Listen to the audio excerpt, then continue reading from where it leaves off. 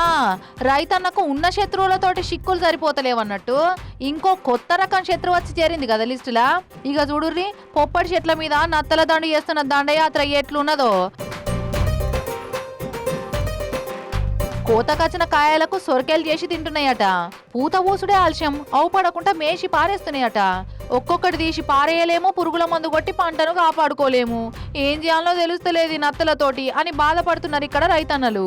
వర్షాలు స్టార్ట్ అయిన కానించి నత్తలు వచ్చి మొత్తం మా ఒక పంట పొలాలను ఇదిగో మా బొబ్బాసకాయలు కానీ, మా జామ మొక్కలు, జామ పిందులు కానీ, జామకాయలు తయారైన జామకాయ కూడా తినేస్తున్నాయండి. ఇలాగ వచ్చిన బొప్పా చెట్టు వచ్చిన పూతని పిందిని అన్ని సర్వనాశనం చేస్తున్నాండి.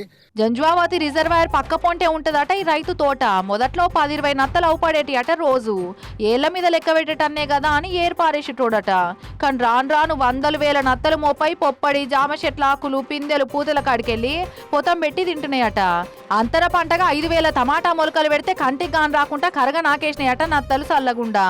ఒక నైట్ మనం ఉంటే మన మీద కూడా ఎక్కేదట, అంత ప్రబలంగా ఉన్నాయండి నత్తలు. మరి ఎక్కడ ఉన్నాయో లేదో తెలియదు కానీ మా ఏరియాలో మట్టికి, నా పొలంలో మట్టికి విపరీతంగా నీళ్ళకెళ్ళి రాత్రిపూట పక్కూరికి వలసపోయినట్టే వరుస టచ్ చేరుతున్నాయట.